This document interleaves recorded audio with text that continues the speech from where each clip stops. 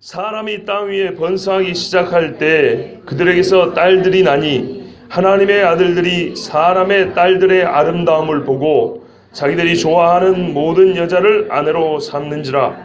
여호와께서 이르시되 나의 영이 영원히 사람과 함께하지 아니하리니 이는 그들이 육신이 됨이라.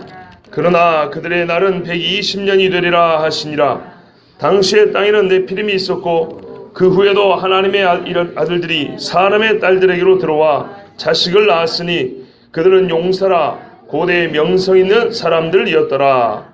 9절입니다. 이것이 노아의 족본이라. 노아는 의인이요 당대 완전한 자라. 그는 하나님과 동행하였으며. 아멘. 좋으신 아버지 하나님 감사합니다. 오늘 역사해 주심을 믿사옵고 또한 귀한 말씀을 주심을 감사합니다. 성령께서 함께 해주시고 이종 입술에 여호와의 말씀을 담아주시며 또한 우리 찬송대로 내 힘이 되는 예수 그리스도의 말씀이 되게 하여 주시옵소서. 때로는 어렵고 심히 깊기도 하고 또한 우리의 감정과 직관으로는 수용하기 어려울지라도 여호와의 말씀은 여호와의 말씀이니 우리가 말씀대로 듣게 하여 주시옵소서. 우리 주 예수 그리스도의 이름으로 기도하옵나이다. 아멘. 오늘 여러분 주보를 보시면 네피림 1 이렇게 되어 있습니다. 오늘 낮 오후 예배 그리고 금요일까지 해서 네피림에 관해서 3차례에 걸쳐서 말씀을 전할 것입니다. 그런데 네피림에 관해서 말씀을 전할 때 여러분 상당히 놀라운 이야기가 많이 있을 거고 어떤 의미에서는 기도하지 않고 그냥 앉아 계시면 상당히 충격적인 이야기가 많을 겁니다. 이 충격을 덜 받기 위해서가 아니라 하나님의 말씀이 그 정도로 우리와 멀다. 내가 하나님 말씀 그토록 멀리 있었구나 하는 걸 깨달을 수 있는 시간 되길 바라고요. 특별히 마지막 때를 위하여 주신 말씀들이 상당히 많으므로 지금 창세기부터 시작하지만요. 여러분 정말 놓치지 않고 들으시기 바랍니다. 먼저 제가 이 보통 설교 시간에 영상을 거의 안 쓰는데 오늘은 잠깐 영상을 좀 보도록 하겠습니다. 전도사님 부탁합니다. 저 사람이 조작한 거라고 생각하세요? 아닙니다. 세계 도처에 있습니다. 세계 도처에. 자, 일단 이 영상은 잠깐 잊으시고 하나님 말씀을 잘 들어보십시오. 때로 성경은요, 읽는 순간 깨달아지는 말씀이 있고 읽는 순간 직감적으로 어떤 목적으로 어디에 적용해야 할지까지 보이는 말씀이 있습니다. 동시에 하나님의 말씀이 심히 깊어서 사람이 능히 측량할 수 없기도 하고 오랜 시간 붙들고 연구해야 하고 성경 곳곳을 잃어버린 아이를 찾듯이 찾아 읽고 숙고해야 밝혀지는 말씀도 있습니다. 만일 성경이 만화책처럼 읽혔다면 우리는 구원도 그렇게 우스개로 여겼을 겁니다. 성경이 잡지와 같은 기사들로 가득했다면 하나님은 잡지 기사의 주인공 정도로 여겨졌을 겁니다. 그러나 성경은 그렇지 않습니다. 기록된 바 하나님이 자기를 사랑하는 자들을 위하여 예비하신 모든 것은 눈으로 보지 못하고 귀로도 듣지 못하고 사람의 마음으로도 생각지 못하였다는 것 같으니라. 오직 하나님이 성령으로 이것을 우리에게 보이셨으니 성령은 모든 것 곧 하나님의 깊은 것이라도 통달하시는가. 사람의 사정을 사람의 속에 있는 영 외에는 누가 알리요. 이와 같이 하나님의 사정도 하나님의 영 외에는 아무도 알지 못하느니라. 우리가 세상의 영을 받지 아니하고 오직 하나님께로 온 영을 받았으니 이는 우리로 하여금 하나님께서 우리에게 은혜로 주신 것들을 알게 하려 하심이라. 우리가 이것을 말하거니와 사람의 지혜에 가르친 말로 아니하고 오직 성령에 가르치신 것으로 하니 신령한 일은 신령한 것으로 분별하느니라. 아멘. 그런다고 소위 영해를 한다는 말은 아닙니다. 저는 항상 사실만 갖고 설교합니다. 사실이 아닌 것은 의미가 없고 의미가 없는 것은 계시가 될 수 없습니다. 계시의 말씀은 실제적인 의미가 있고 실제로 의미가 있으려면 사실이어야 합니다. 추운 사람에게 네 몸을 덥게 하라고 옷을 주지 않으면 어찌하겠느냐. 불려 있다 대놓고 춥다 하면 이게 춥습니까? 뜨거워타지요? 사실이어야 의미가 있습니다. 하나님의 말씀을 부지런히 읽고 간절히 기도하고 수고하고 그렇게 해석해야 이해가 되는 것은 오직 성경이 성령으로 말미암지 않고는 결코 밝혀질 수 없고 힘써 연구하지 않고는 깨달을 수 없는 그 이유는 영생을 위하여 주어진 진리임을 깨우쳐주기 위함입니다. 영생을 위하여 주어진 진리이기 때문에 그런 수고, 성령의 도움이 없이는 보여줄 수 없는 겁니다. 또 한 가지 더욱 중요한 사실이 하나 있는데 그것은 성경은 예수 그리스도라는 빛으로 비추어야만 바르게 볼 수 있는 하나님의 비밀을 담은 책입니다. 성경 미스터리온, 비밀이라 우리 미스터리라 그러죠. 헬라어에서 나온 겁니다. 성경의 비밀, 신비로 번역된 말은 전부 다 이 영어로는 미스테리오, 헬라어는 미스테리온입니다. 비밀을 담은 책입니다. 하나님의 비밀, 골로새서 예수 그리스도 하나님의 비밀이라고 되어 있습니다. 이미 알고 있는 바이지만 제가 히브리서를 강의하면서 크게 깨달은 것이 그겁니다. 구약 성경에서 예수 그리스도의 대제사장 직분에 대해서 온전한 예표는 아론이 아니라 멜기세덱이라고 저 3주 전인가 말씀드렸죠. 근데 이걸 성경을 보면서 얼마나 깊이 깨달은지 모릅니다. 창세기 14장하고 시편 110편에 딱 5절 정도밖에 나와 있지 않은 것을 신약의 예수님의 빛으로 비추니까 멜기세덱이 얼마나 많이 그 내용이 우리에게 계시로 드러나는지 모릅니다. 구약시대를 살던 자나 신약의 유대인들조차도 그들의 그리스도가 어떤 존재에 대해서 거의 아는 바가 없었습니다. 왜냐하면 첫째는 멜기세덱에 대해서 연구하지 않았기 때문입니다. 두 번째는 알래야 알 수 있는 빛과 교사가 없었기 때문입니다. 멜기세덱은 구약 자체로 본다고 보이는 게 아니었어요. 고린도후서 3장에 보니까는 오늘날도 우리가 구약 읽을 때 수건을 덮은 것과 같은 이유는 우리의 마음이 완고하기 때문이라 그리스도 안에서 벗겨지느니라 그랬어요. 두 가지입니다. 마음이 어린아이 같지 않냐고 그리스도 안에 있지 않기 때문에 구약이 보이지 않습니다. 성경은 분명히 그렇게 말합니다. 사도와 예수 그리스도는 구약을 볼 때 상징으로 허구로 본 사람이 아무도 없습니다. 100% 다 사실로 봤죠. 근데 왜 우리가 그렇게 못 봤습니까? 사도들처럼 예수님처럼 성경을 보지 않기 때문입니다.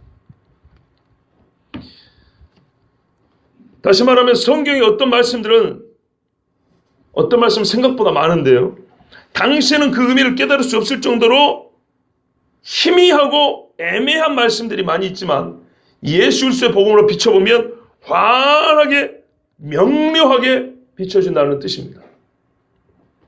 해석이 안 된 채로 있다면 모호한 뜻으로 남아 있었을 겁니다.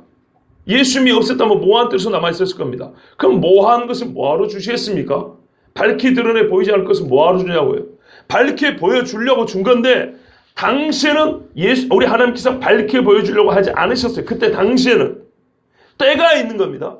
예수님의 때가 이르고 예수님을 비추면 이게 밝게 보일 수 있도록 애시당초 그렇게 해주신 말씀이 있다 이 말입니다.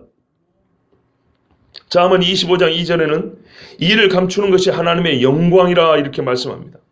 하나님은 피조물인 인간이 인간적인 지식과 탐구로 그분의 비밀을 알지 못하게 하시고 오직 그리스도의 빛으로 성령의 감동으로만 비밀을 계시하는 영광을 스스로 취하기 위하여 감추십니다. 그러나 이제 마지막에 대해서 하나님의 아들이 오셨습니다. 그로 말미암아 구원을 얻을 뿐만 아니라 더욱 깊은 하나님의 말씀의 비밀들이 드러납니다. 비밀 그러니까 약간 그 음산한 느낌인데요. 그것이 아닙니다. 말씀대로 신비, 감춰졌던 계시.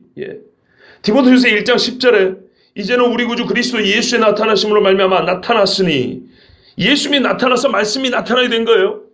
그는 사망을 피하시고 복음으로서 생명과 썩지 아니할 것을 드러내신지라. 예수님이 오시기 전까지는 뭐예요? 생명과 썩지 아니할 것이 무엇인지 정확히 알 수가 없었어요. 희미하게 모형과 그림자로 왔어요. 그러나 예수님 오시니까 이게 밝게 드러났어요. 예수님이 그분이 생명이면서 구약의 생명을 위하여 예비해 두신 그 말씀들이 무엇인지 훤히 드러났다 이 말입니다. 예수님이 오시지 않았다면 영성과 부활에 대해 우리가 얼마나 알 수 있었을 거라 자신합니까? 베드로나 바울 같은 사도들이 예수님을 몰랐을 때와 알았을 때 그들이 성경을 보는 것, 성경 해석, 유대인의 역사에 대한 해석과 이해가 얼마나 차원이 달라졌는지 한번 생각해 보십시오. 시편 78편 2절에 내가 입을 열어 비유로 말하며 예로부터 감춰졌던 것을 드러내려 한다 그랬어요. 뭐라고요? 비유로. 정수 집사님, 제가 집사님을 참 사랑합니다. 피곤한 줄 알지만 오늘은 정말 한마디도 놓치지 않기를 바랍니다. 다시 내가 너희에게 새 계명을 쓰노니 그에게와 너희에게도 참된 것이라. 이는 어둠이 지나가고 참빛이 벌써 비춤이니라. 요한일서 2장 8절입니다. 이제는 애매하고 비유로 말했던 옛날이 지나갔어요. 이제는 참빛이 비춰서 드러나게 되었습니다. 영원부터 만물을 창조하신 하나님 속에 감추었던 비밀의 경륜이 어떠한 것을 드러나게 하려 하심이라. 드러나게. 이는 이제 보세요. 중요합니다. 교회로 말미암아 드러나게 했어요. 왜요? 교회로 말미암아 하나님이 하시고 싶은 일이 있어요. 하늘에 있는 통치자들과 권세들에게 이것들이 누굴까요? 하늘의 영들이죠. 그놈들에게 하나님의 각종 지혜를 알게 하려 하심이라. 여러분, 천사들은 전지하지 않습니다. 천사들도 들어야 알고 봐야 합니다. 즉 지식이 쌓여가는 존재지 처음부터 완벽한 지식을 가진 존재들이 아닙니다. 아시겠죠? 천사들도 그런 존재들입니다. 다만 인간보다 뛰어납니다. 인간보다 똑똑합니다. 하나를 알면 우리는 열을 알으라. 그는 백천을 알 수 있는 존재들이 천사들입니다. 그만한 능력도 있고요. 어쨌거나 그런다고 다 알지는 못합니다. 그들에게 알려주고 싶은 게 있어요. 교회로 말미암아 하나님이 교회를 통해 역사하지요. 하나님의 역사를 볼 때 영들도 이것이구나 하고 깨달아지는 게 있어요. 선한 영이든 악한 영이든. 그래서 예수님은 부활하심으로 온전한 구원의 근원이심을 증명하셨을 때, 자기가 구원의 근원인 걸 증명하실 때 다시 구약 성경을 펴시사 제자들에게 가르쳐 주셨습니다. 모세글과 선지자들과 시편에 나를 가리켜 기록한 것이라고 누가복음 24장에 줄기차게 가르쳐 주셨습니다. 40일 동안. 그것을 사도행전에서는 하나님 나라의 일이라고 그랬어요. 하나님 나라의 일이 곧 예수님 자기에 관한 이야기였어요. 이게 어디예요? 구약 성경 전체를 말한 겁니다. 요엘 2장 28절에 그 후에 내가 내 영을 만민에게 부어주리니 너희 자녀들이 장래일을 말할 것이며 너희 늙은이들은 꿈을 꾸며 너희 젊은이는 이상을 볼 것이며. 여러분, 예수님은요 과거만 가르쳐준 게 아니고 미래도 보여주셨어요. 구약 성경 자체가 또 미래를 얘기하고 있어요. 자 보세요. 구약 성경은 구약 시대만 말하는 게 아니고 앞으로 올 예수님과 예수님이 오신 다음에 있을 일까지 다 말했어요. 예수님이 친히 그렇게 말씀했습니다. 누가복음 24장에 보면 마지막쯤에 가서 회개가 나 예수를 믿고 회개하여 죄사함을 받는 이 은혜의 복음이 예루살렘으로부터 시작해서 땅끝까지 이를 것이 구약에 이미 기록되어 있다고 그랬어요. 새하늘과 새 땅이 이사야서에 이미 기록이 되어 있지 않습니까? 사막에 샘이 넘쳐 흐르르. 그거 이사야서 말씀입니다. 새하늘과 새 땅이 있으리니 다시는 옛 것이 없으리라.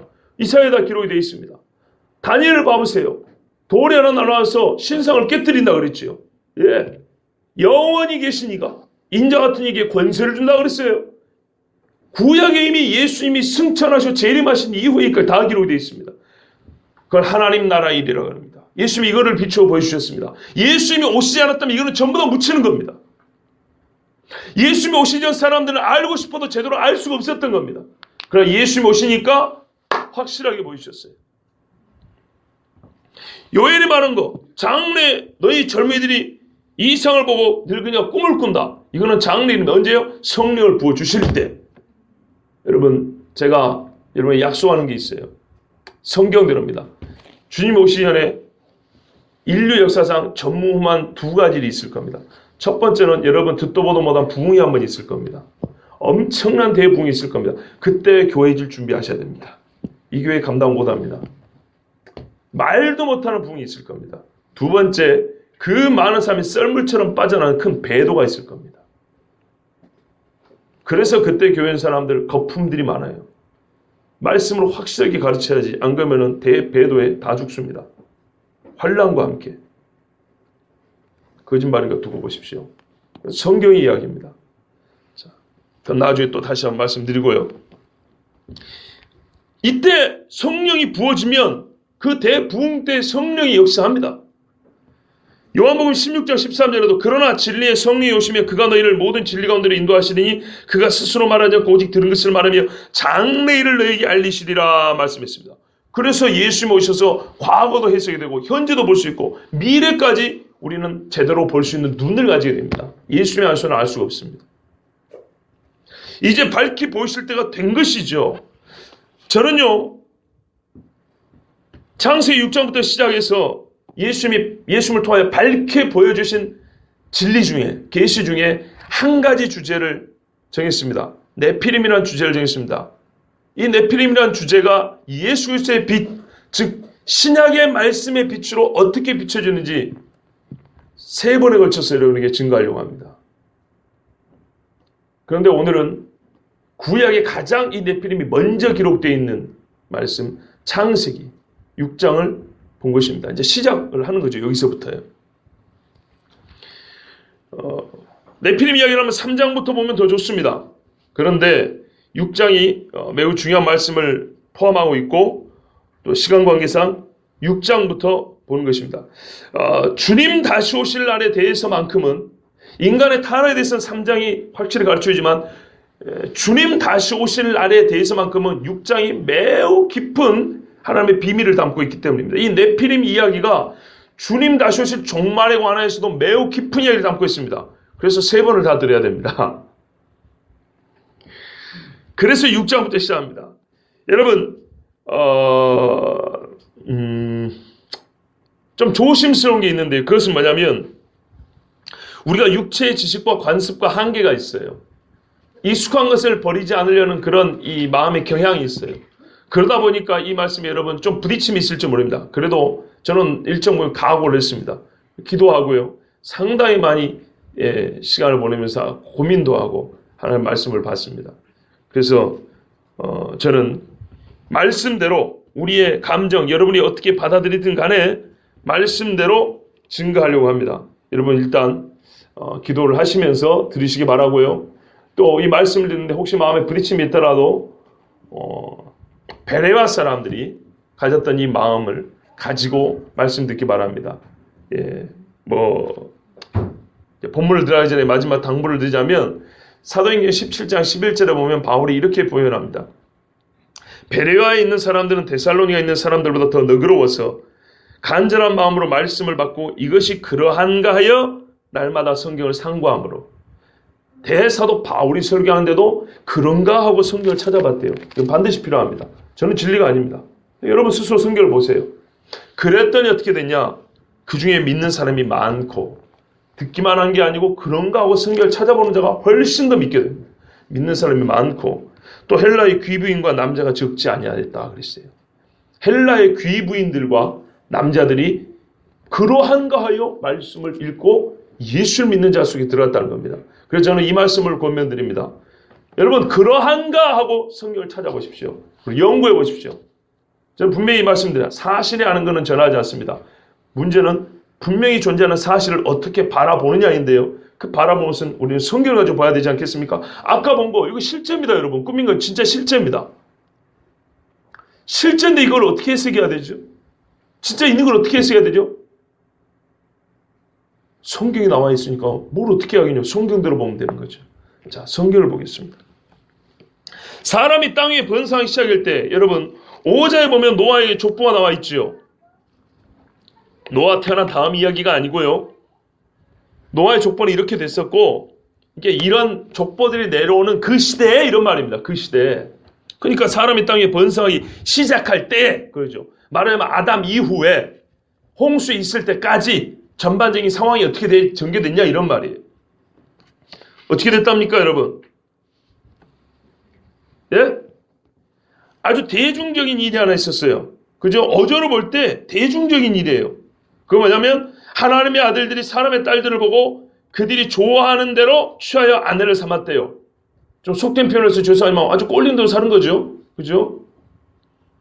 근데 여기서 우리가 궁금한 건 옛날부터 궁금한 게 뭐냐면 사람의 딸들. 아니 사람이 번성할 때 사람의 딸들은 뭐 당연한 건데 하나님의 아들들이 누구냐 이 말이에요. 하나님의 아들들. 그죠? 이게 항상 고민이었고요. 여기서 해석이 완전히 갈립니다. 여러분 어떻게 들으셨어요? 이 말씀 설교를 안 듣지는 않으셨을 거고 지금까지. 하나님의 아들들이 누굽니까? 용기 있는 분들 말씀해 보십시오. 하나님의 아들들 누군가요? 예? 천사요? 그렇게 들었어요? 아니 집사님 확실하게 말씀해 주세요. 그렇게 들으셨어요? 누구한테요? 아유 잘 들으셨네요. 잘 들으셨어요. 여러 가지 이론들이 있어요. 저도 이 설교를 2번 했어요. 네, 저는 오늘 공식적으로 제 견해를 바꿉니다. 옛날에는 사람이라 그랬어요. 하나님의 아들들을. 제 나름대로 깊이 연구한 결과가 그랬어요. 다시 보니까 말씀 그래서 또 보고 또 보고 그러한가에 상고해 봐야 돼요. 다시 보니까 제가 틀렸어요. 그래서 오늘 공식적으로 견해를 바꿉니다. 결론부터 말하면 여기 하나님의 아들들은 천사들입니다. 아주 충격적이지만 천사들입니다. 그 이야기를 할게요. 잘 들어보십시오. 오랫동안 내려온 전통적인 가르침은 하나님의 아들들은 셋의 후손이라는 거예요. 아벨과 가인이 있었고 아벨이 죽었죠. 그리고 셋을 낳습니다. 이 셋의 후손이 하나님의 아들들이고 가인이 사람이다. 그래서 그 딸들하고 이렇게 결혼해가지고 경건한 사람들하고 불경건한, 요즘 말하면 믿는 집안하고 안 믿는 집안하고 결혼해가지고 이상한 놈들이 나왔다.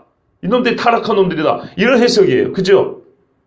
이게 비성경적이고 완전히 틀린 해석입니다. 실제로 거룩한 집안하고 안 거룩한 집안하고 결혼하면 그 자식들이 거룩한 아이들이 될 가능성이 적은 건 사실이에요. 안 믿는 부모를 따라갈 가능성이 훨씬 커요, 사실. 그런데 오늘 본문은 그런 이야기 하려는 게 아니에요. 그 시대의 전반적인 상황, 하나님이 지금 노아 홍수 이야기를 하는 거예요. 심판 이야기를 하는 거예요. 왜 심판하지 할 수밖에 없었느냐는 그 심각한 상황을 얘기하려고 하는 거예요. 심각한 상황. 지금 여러분 홍수 지나고 몇천 년이 지났는데 그래도 지금 안 믿는 사람하고 믿는 사람하고 사돈지간 믿고 살지만은 하나님이 그냥 확 물로 쓸어버릴 정도까지 그러진 않잖아요. 우리도 지금 예배드리면 이만큼 있잖아요. 근데 당시에 물로 쓸고 보니까 8명 외에는 살 사람이 없었다잖아요. 얼마나 심각했는지 알겠죠? 이 하나님의 아들들과 사람의 딸들의 이 교배가 이 교접이 얼마나 심각했냐면 8명 외에는 살 놈이 없을 정도였어요. 성경을 분명히 말하면 경건한 노아와 그 식구는 살리고 불경건한 자, 경건치 않은 자를 죽였다 그랬어요.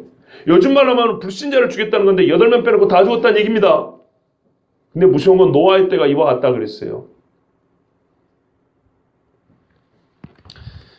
자, 시간이 많이 가기 때문에 제가 다른 여러 가지 이론들에 이건 제껴놓고 크게 두 가지. 셋의 후손이다 아니면 천사의 아들들이다. 천사의 타락한 천사들이다. 크게 이 두 개로 갈리는데요. 일단 전통적으로 우리 개신교에서 알려오고 있는 천주교에서는 경건한 이 하나님의 아들은 경건한 셋의 자녀들이다. 아들들이다. 이것이 왜 틀린지 많은 이유가 있지만 10가지만 들어드릴게요. 첫 번째, 본문 자체가 셋의 경건한 계보와 가인의 불경건한 계보를 말하지 않습니다. 분명히 본문은 하나님의 아들들, 사람의 딸들 그럽니다. 셋은 사람 아닙니까? 안 그렇습니까? 믿는 사람이 하나님입니까? 여러분 호기심이 땡기시죠? 잘 들어보세요. 두 번째입니다. 만일 셋의 자녀가 경건한 그 계보가 하나님의 아들들이라면 이 아들은 왜 노아가 방주 질 때 안 돕고 다 죽었을까요? 그 경건한 사람들이 경건한 사람이 안 믿는 집에 결혼만 하면 구원을 싹 잃어버린가 보죠. 베드로서 2장 5절에 노아를 구원하시며 경건치 아니한 자들의 세상에 홍수를 내리셨고세요. 보세요. 이거 중요한 겁니다. 경건치 아니한 자들의 세상이에요. 세상이 전부 다 경건치 아니하게 바뀌어버렸다는 거예요. 지금 예수 믿는 사람이 예수 안 믿는 뭐 결혼하면 전부 다 안 믿는 쪽으로 돌아버립니까? 안 믿는 사람이 믿는 쪽으로 오진 않아요. 우리 집은 이 후자인데 우리 어머니가 안 믿었는데 믿는 사람 집으로 돌아왔는데요. 어떻게 된 겁니까? 여러분 그렇습니까? 무조건 믿는 쪽에서 안 믿는 쪽으로 넘어갑니까? 세 번째입니다. 셋이 경건하고 거룩한 하나님의 아들이라고 불릴 만한 증거가 어디 있습니까? 성경에 셋에 대하여 무슨 말이 기록이 되는데요? 별말 없어요. 아담의 형상으로 셋이 태어났고 셋은 누구를 낳고 이거 땡입니다. 셋은 이러이러하다는 말이 한마디도 없어요. 그런데 셋이 하나님의 아들이라고 불릴 만한 증거가 어디 있습니까? 그리고 셋의 자녀들 중에는 100% 거룩한 놈들만 태어났나 보죠. 다윗의 아들 중에도 압살롬이 있고 아도니아가 있고요. 못된 놈들 많은데 셋의 자녀들은 전부 다 100% 사무엘의 자녀들은 전부 다 구약의 하나님의 말씀을 잘 들었습니까? 아니죠. 사무엘의 아들들은 벨리알의 자식들과 같이 아주 불경건한 자녀들이라고 그랬어요. 여러분 반대로 불경건한 집에서는 항상 불경건한 놈들이 나옵니까? 저가 나오라 그러세요. 어디를 들어가요? 봐보세요 여러분. 히스기야 아들이 그 대믿음의 히스기야 아들의 므낫세 같은 큰 죄인이 나와요. 최고 죄인입니다. 이스라엘 유다의 왕 중에 최고 죄인은 므낫세입니다. 하나님이 므낫세의 죄로 말미암아 그랬어요. 그리고 생각해보세요. 경건한 자녀가 아나무인격으로 말이에요. 집 꼴리는 대로 아무 여자랑 결혼합니까? 요즘에도 말입니다. 믿는 집의 사람들은 결혼할 때 얼마나 조심하는데요. 21세기에도 말이죠. 그죠? 근데 하나님의 아들이라 부르는 셋이 셋의 아들들이 집권인들 눈에 보기 좋다고 이쁘다고 그냥 마음으로 그냥 결혼해요? 말이 안 되죠. 네 번째입니다. 하나님의 아들이란 말이 구약에서 5번 나옵니다. 창세기 여기서 2번 나오고요. 여기 2절하고 4절 2번 나오고 3번은 다 욥기에서 나옵니다.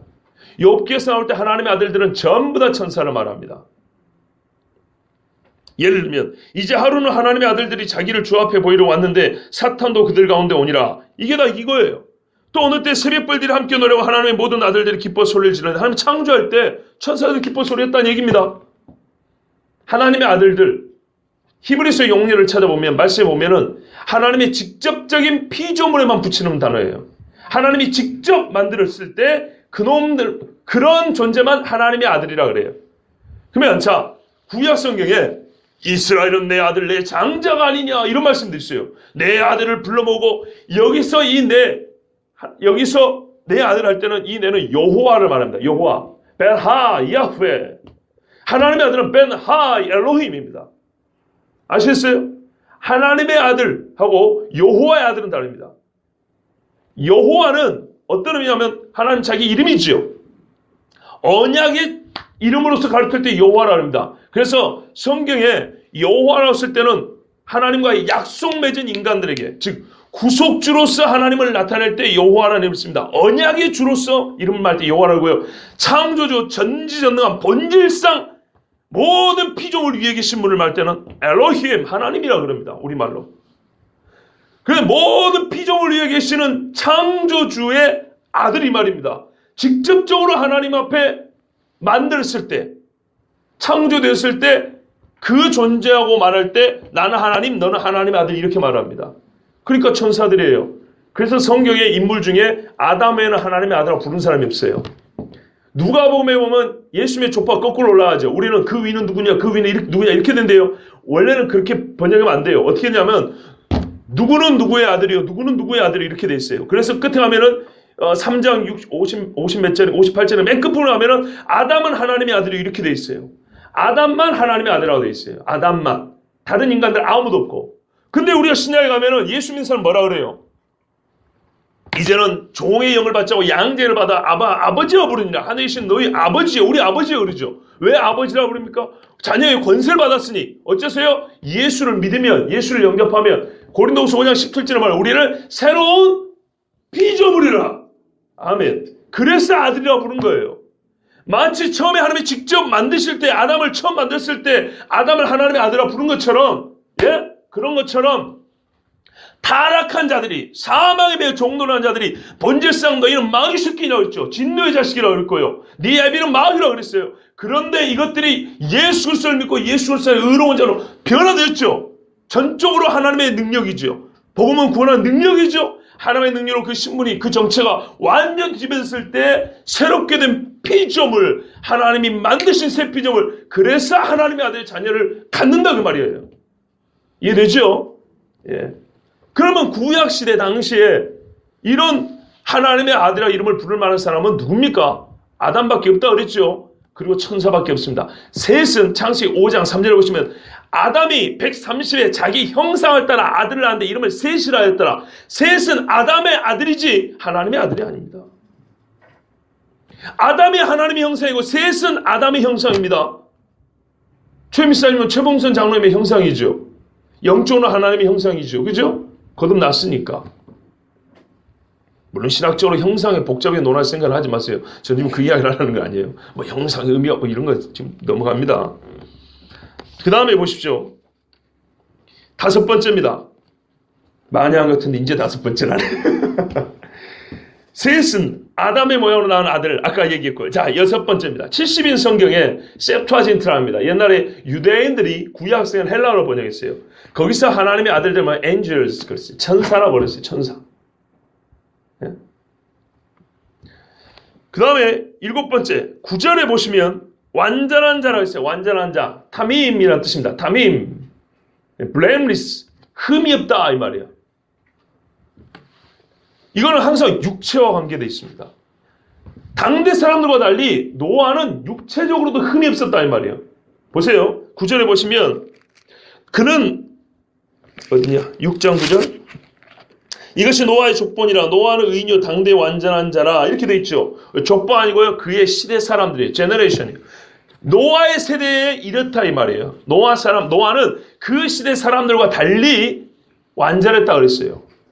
그 시대 사람과 달리 뭔가 다른 게 있었대요. 그거를 성경 표현할 때는 이 완전을 탐의입니다. 퍼펙트를 했어요. 완전하다 그랬는데 어떤 의미에서 완전하냐? 흠과 티가 없이 그러죠 우리가. 그죠? 너희가 신부로 거룩하신 흠과 티가 없이. 이 흠과 티는 순전히 영적인 의미입니까? 순전히 영적인 의미 같으면 예수 믿고 의롭게 됐다 이걸로 끝나요. 그런데 너희 삶이 어떻게 해요? 너희가 죄의 낙을 누릴 때가 지나갈 때가 조카도다 그러죠. 그죠? 우리의 육체의 삶이 육체적 의미에서 이 육체에서 어떤 흠과 티를 찾아낼 수 없었다는 겁니다. 그 당시 사람들이 육체의 흠이 있었다는 거예요. 육체의 완전성이 결여되어 있었다는 겁니다. 8번째입니다. 진짜 문제는 이제 네피림이죠. 이제 네피림 들어왔어요. 여러분, 네피림이라는 말 자체는요, 거인이 아니에요. 히브리어 나팔에서 왔어요. 나팔은 던지다, 떨어지다 이런 말이에요. 근데 네피림 말하면 떨어진 놈들 이런 뜻이에요. 복수형입니다. 떨어진 놈들 한 놈이 아니에요. 떨어진 놈들인데 이 떨어진 놈들이 누구냐 했더니 뒤에 하면 고대의 용사나 기보림 돼 있어요. 네? 마이티맨, 아주 힘 있는 놈들이었어요. 히어로, 영웅 같은 놈들이었어요. 고대의 유명한 자다, 고대의 이름 있는 놈들이다 이런 말이에요. 얼마나 힘이 쓰였는지 이름 있는 놈들이다 이런 말이에요. 그래서 이 네피림을 영어 성경에는 자이언트라고 번역했는데 원래 자이언트는 아니에요. 그 거인이라고 번역을 했어요. 보다시피 거인은 맞아요. 거인은 거인이에요. 근데 원래 뜻은 네피림은 거인이 아니고 떨어진 놈들이에요. 어디서 떨어졌을까요? 하늘에서 떨어질 때 이야기해요. 떨어진 놈들인데 요 놈들이 어떻게 돼요? 결국에 여자들하고 성관계를 맺었는데 떨어진 놈들 누군지는 모르겠는데 아직까지 이 떨어진 놈들이 여자들하고 성관계를 맺었는데 나온 놈들이 거인인 거예요. 거인. 아시겠죠? 제가 잘못 말했구나. 떨어진 놈들이 천사들이죠. 타락한 천사. 하여튼 이걸 일단 모르다 치고. 근데 하여튼 이 하나님의 아들들과 사람의 딸들이 결혼해갖고 결혼한 게 하여튼 교접을 해갖고 성관계란 말 쓰기도 좀 거시기해요. 교접을 해서 태어난 놈들이 네피림이라고 부르는데 이 네피림을 말하면 떨어진 놈들을 말한 거예요. 여러분, 예수 믿는 남자하고 예수 안 믿는 여자가 요즘에 결혼하고 애를 낳으면 저런 타락한 놈 새끼들 이렇게 말합니까? 100%다? 아니죠. 근데 그렇게 부른 거예요. 저런 타락한 놈 새끼들. 그런데 그들 특징이 뭐라고요? 힘이 장사더라. 엄청나게 유명한 고대 용사더라. 이런 말이에요. 그럼 이게 성경이 진짜라면 증거가 있어야 될 거 아닙니까? 아까 보셨죠? 저거 다 진짜입니다. 근데 왜 안 드러난지 압니까? 저거 밝혀지면 어쩔까요? 예수 믿어야 돼요? 안 믿어야 돼요? 믿어야 되죠. 진화론 교과서에서 빼야 돼요? 안 빼야 돼요? 빼야죠. 진화론은 땅바닥에 요만한 보이도 않는 벌레에서 또 이렇게 이러다 이렇게 올라왔다는 얘기 아닙니까? 이렇게 올라온 게 2m도 안 돼요. 근데 저거 제일 큰 것이 11m예요. 11m. 두개골만 2m. 봐셨지 아까? 예? 머리뼈를 갖다 하는데 내가 못 기다려요. 저기 사람 발자국 큰 거 하나 있었죠. 저거 진짜라는 게 뭐냐면 저게 흙 있을 때 그 옆에 다른 것들이 같이 찍어져 있어요. 저것만 있는 게 아니고 저게 지금 그러니까 지각 변동으로 이렇게 세워진 거예요.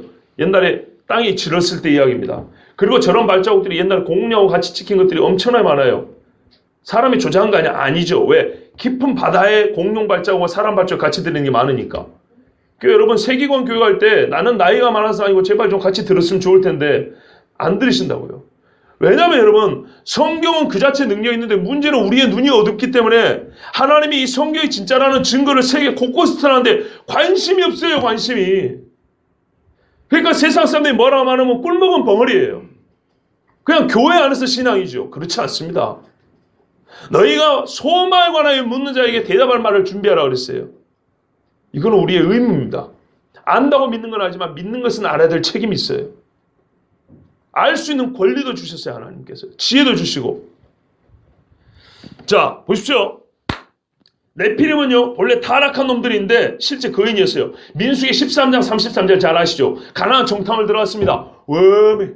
뭐라 그랬어요? 우리가 여기서 안악자손을 보았나니 우리가 스스로 보기에 우리는 그놈들 보기에 메뚜기 같았을 거다 그랬어요. 거기서 뭐라면요 또 네피림 후손 안악자손 대장부들을 보았다 그랬어요. 예. 네피림 후손이래요. 오늘 말씀에 당대에 노아 살았던 당대에 네피림이 있었고 그 후에도 있었으니 이렇게 돼 있죠. 지금 무슨 맥락이라고요? 홍수 이야기하는 맥락이라고요. 홍수 전에 네피림이 있었고 홍수 후에도 있었다 이 말이에요. 그럼 실제로 있어야 될 거 아닙니까? 민수기에 보니까 가나안 정탐 가는데 거기 있더라 이 말이에요. 어디서 왔을까요? 그거는 모르죠. 모르긴요. 노아의 새끼들에게서 나왔죠. 대표님은 니므롯 알죠? 니므롯. 니므롯을 고고학에서 엠메르카르라고 합니다. 엠메르카르. 님로드. NMR입니다. 옛날에는 모이었습니다. 자하면서 MMR인데 이 R 마지막에 카르 이 말은 허탄한 의미도 있지만 반역자라는 뜻입니다. 반역자. 니므롯의 말의 이름에 정확히 맞습니다. 전세라면 그는 거대한 사람이라고 했어요. 표범 같은 거를 해쳐버릴 수 있는 사람. 이 거대한 장수입니다.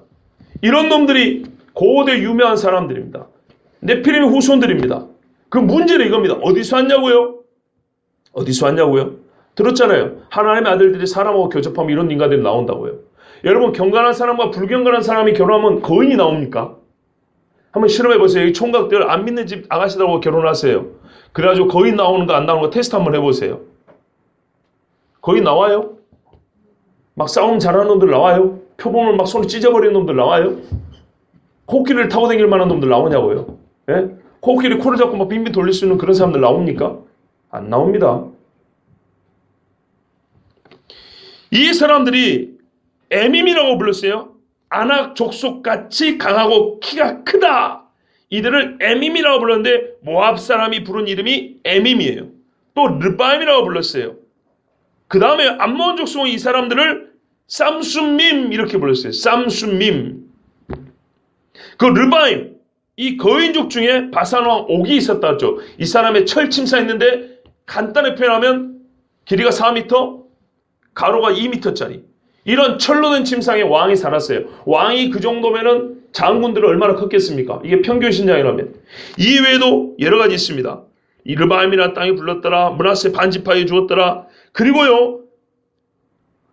신명기 9장에 보면 하나님께서 아낙 자손들 이 거인족을 너희에게 쳐서 그 땅을 줬는데 뭐라 그러냐면 그들의 성읍은 크고 성벽은 하늘에 닿았다 그랬어요.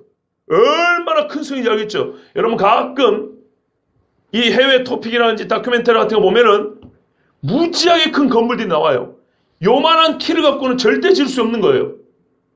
그러나 여러분 10m짜리 거인들이면 질 수 있겠죠. 신장이 10m면 부피는 몇 배일까요? 사람 일반 몸에. 그 힘은 어느 정도일까요? 저 삼비하고 저하고 신장은 2배 차이밖에 안 됩니다. 2배도 안 됩니다. 그러나 삼비하고 저하고 달리기 속도하고 힘의 차이는요. 2배입니까? 10배 차이가 날 겁니다. 5배 이상 차이가 날 겁니다. 엄청난 차이입니다. 세계 불가사의로 하는 건물들은 보통 우리 인간들이 지은 게 아니고요. 이 거인들이 지은 것이 대부분입니다. 이 또 뭔 소린가? 여러분 차츰 밝혀집니다. 금요일까지 꼭 오세요. 자, 누가 이 아낙 자손을 당하리요? 그런데 하나님께서 사람의 몸으로 못 이기죠. 그래서 정탐꾼들이 벌벌 떠는 겁니다. 근데 하나님이 이기해 주셨는데 어떻게 이기해 주셨냐? 신명기에 이렇게 말합니다. 네 하나님 여호와께서 맹렬한 불과 같이 네 앞에 나가신 뒤 여호와께서 그들을 멸하사 네 앞에서 엎드러뜨렸다 이렇게 말씀했어요. 그 다음에 아르바, 기럇 아르바, 헤브론의 예렘입니다. 갈렙이 정복한 거. 그래서 아무도 못 올라갔어요. 거인들이 있으니까. 근데 갈렙이 얼마나 믿음이 좋은 사람이 알겠죠? 간다 이 말이에요. 내가 여호와께서 주신 말씀대로 올라간다 이거예요. 그래서 헤브론을 쳤어요. 기럇 아르바라. 이 아르바가 역시 네피림의 후손인데 엄청나게 컸다 그랬어요. 그 키는 백향목 높여갖고 백향목까지 큰 사람. 강하기는 상수리 나무와 같았다 그랬어요. 여러분 성전 짓던 제목들입니다. 어떻게 이겨요 사람이? 아모스에 말씀한 겁니다. 아모스까지도. 여러분 이 사람들이 있습니다. 그럼 요즘에도 거인들이 네피림이냐? 아니죠. 요즘에 나오는 거인들은 일반적으로 좀 큰 사람들은 그 정도 돼야 한 2m 얼마짜리들은 그 정도 돼요. 근데 여기서 말하는 건 진짜 완전히 골격 구조 자체는 거인들이에요. 성경에 기록되어 있습니다. 그리고 아까 보다시피 있습니다. 9번째입니다. 홍수에도 네피림 후손이 있었는데 셋의 후손이라면 홍수에 있다는 게 말이 안 되잖아요. 홍수에는 셈, 함, 야벳이지 셋의 후손은 홍수 전에 다 죽었잖아요. 그죠? 그 셋의 후손 중에 남은 게 노아고 노아의 세 아들이잖아요. 노아의 세 아들 중에도 네피림이 나왔는데 셋이 또 환생을 해가지고 안 믿는 여자하고 결혼했어요? 아니죠. 그래서 안 되는 거예요. 논리가 안 맞는 거예요. 10번째입니다. 그리고 성경에 기록된 네피림은 하나같이 다 남자입니다, 여러분. 중요한 사실입니다. 네피림은 여자 하나도 없습니다. 요즘에 거인 여자 있던데요. 제가 말씀드리죠. 그거는 일반 사람 중에 좀 키가 큰, 유별나게 큰 여자들이고, 이거는 네피림이랑 완전 다른 존재를 말하는 거예요. 여기는 여자가 하나도 없고 다 남자들이에요. 여러분, 불경건한 집안하고 경건한 집안이 결혼하고 아이를 낳으면 전부 다 아들 낳습니까? 아들 낳으면 안 믿는 집에 결혼을 해요. 장가 가면 되겠네요. 아니죠? 자, 그렇다면 하나님의 아들들과 사람의 딸들은 누군가요? 아까도 말씀드렸지만 타락한 천사입니다. 타락한 천사고요. 사람의 딸들은 이 땅의 일반 여자들입니다. 자, 그래도 풀리지 않는 문제가 있어요. 어떻게 천사와 사람의 성관계가 가능합니까? 그죠? 제일 큰 문제는 이거예요. 이게 난제예요. 저도 이것 때문에 옛날에 되도록이면 하나님의 아들들을 사람을 풀라고 애를 썼어요. 그리고 그렇게까지 해갖고 천사가 여자하고 성관계를 맺어서 네피림 같은 괴물을 낳아야 될 이유가 뭐예요 도대체? 왜 그랬을까요? 정말 이 두 가지가 핵심 포인트죠. 네? 여러분 주의해서 잘 들어보시기 바랍니다. 여러분 생각하시기에 마귀의 제1 목표가 뭐라고 생각하세요? 마귀가 죽는 한이 있어도 좀 편있지만 죽지는 않는 존재지만 죽는 한이 있어도 내가 이것만큼은 꼭 이뤄야 되겠다. 마귀가 자기 존재 제1의 목표로 삼는 게 뭘까요? 매우 쉬운 이야기인데요. 내가 하나님이 되리라 아닙니까? 그죠? 내가 하나님이 되리라. 여러분 이사야 14장에 신학적 논란있지만 저는 이미 여기 견해를 밝혔습니다. 너 아침의 아들 계명성이 어찌 그리 하늘에서 떨어졌으며 너 열국을 높은 자여 어찌 그리 땅에 찍혔는고. 잘 들어보세요. 떨어졌고 찍혔대요. 네가 네 마음에 이르기를 내가 하늘에 올라 하나님의 묵별 위에 내 자리를 높이리라. 내가 북극지폐 산 위에 앉으리라. 가장 높은 구름에 올라가 지극히 높은 자와 같아지리라 하는도다. 그러나 이제 네가 쏠고 구덩이 맨 밑에 떨어짐을 당하리로다. 에스겔 28장에 인자야 너는 두로왕에게 이르기를 주 여호와께서 이같이 말씀하시되 네 마음이 교만하여 말하기를 나는 신이라. 내가 하나님의 자리 곧 바다 가운데 앉아있다 하도다. 네 마음이 하나님의 마음 같은 채할지라도 너는 사람이요 신이 아니거늘. 네가 다니엘보다 지혜로워서 은밀한 것을 깨닫지 못할 것이 없다 하고 내 지혜와 총명으로 재물을 얻었으며 금과 은을 곳곳에 저축하였으며 내 큰 지혜와 내 무역으로 재물을 더하고 그 재물로 말미암아 네 마음이 교만하였도다. 그러므로 주 여호와께서 이같이 말씀하셨느니라. 네 마음이 하나님의 마음 같은 채하였으니 그런즉 네가 이방인 것 그런즉 내가 이방인 곳 여러 나라의 강투한 자를 건들고 와서 너를 치리니 그들이 칼을 빼어 내 지혜의 아름다운 것을 치며 내 영화를 더럽히며 또 너를 구덩이에 빠뜨려서 너를 바다 가운데서 죽임을 당한 자의 죽음같이 바다 가운데서 죽게 할지라. 이 말씀은요 표면적으로 바벨론 왕과 두로 왕이 주신 말씀이에요. 그러나 바벨론 왕과 두로 왕의 실상이라고 보기에는 너무 말씀이 커요. 그들이 무슨 뭐 하늘 묵별 위에 올라가고 뭐 이런 거 없어요.